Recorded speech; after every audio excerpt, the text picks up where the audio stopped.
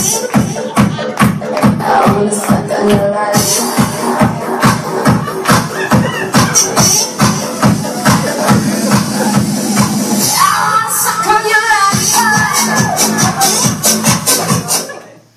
y'all doing tonight? Didn't expect me to speak like this, did you? I was just outside before I came out here. He came up here on stage, and I noticed a little corral over there, like a zoo. You could smoke cigarettes. And I've noticed a little few things about smokers and the general attitudes towards smokers. It's like when I'm sitting out there smoking a cigarette, I feel like I'm in a zoo watching, you know, and people walk by and they're all like looking, oh my God, he's a smoker. And it's like they're passing the monkey cage and they're waiting for me to throw feces at them, you know? It's crazy. But I went downtown the other day and I had to freaking climb in the back of my, I had to climb in the back of my trunk to smoke a fucking cigarette. It's just out of control. It's out of control. And then, you know,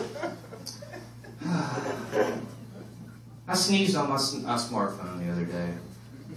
Now every time I turn it on, it's like watching a strobe light. I swear to God, you know, you need to buy a hyperbaric chamber case to put the damn thing in. Your $400 phone. Hell, I never had this kind of problem when I had an ignorant phone. And it only cost $50.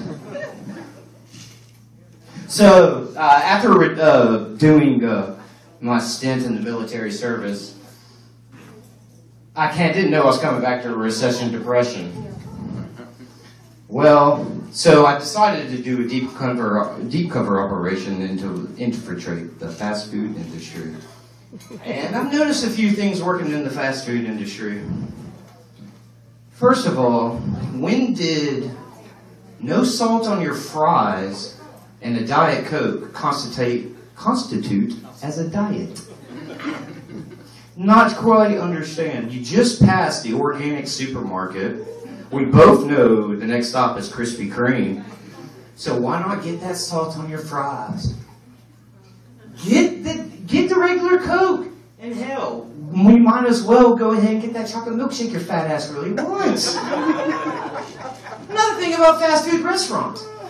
Okay, there's an epidemic happening here in Birmingham, and I don't understand it. Why are driver's side windows not rolling down on these cars? It's a $50 fix. But it is kind of a requirement when you go to a fast food restaurant that your window rolls down when you go through the drive-thru. So when you pull up to the drive-thru, you come up, and they park, of course, extremely too close to the door, and they open it up, and they reach out, you know, and I'm reaching over here trying to give them their food.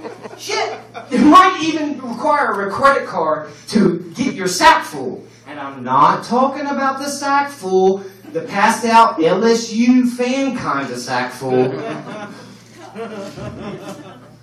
So, I had a rather disturbing Christmas Eve last year. You know who doesn't like Christmas Eve? The Repo Man. Santa Claus was a son of a bitch this year. He slid in the sleigh and he slid out in the neon. With all my presents still in the trunk. So I'm walking. If I get a bike, I'll be riding. You know how you can tell the difference between somebody's riding a bike for exercise and not for transportation, not exercise? He's smoking a cigarette. And it's even worse when you're walking, when you pass by and your friend says, hey man, I saw you drive by, I saw you walking on 31 the other day looking like Frogger trying to cross the fucker. I'm like, man, why didn't you pick me up? If you've got time to call, you've got time to pick me up. And I know he didn't holler at me to say, hey, because his damn driver's side window doesn't work. Thanks a lot, I appreciate it. Y'all have a good night.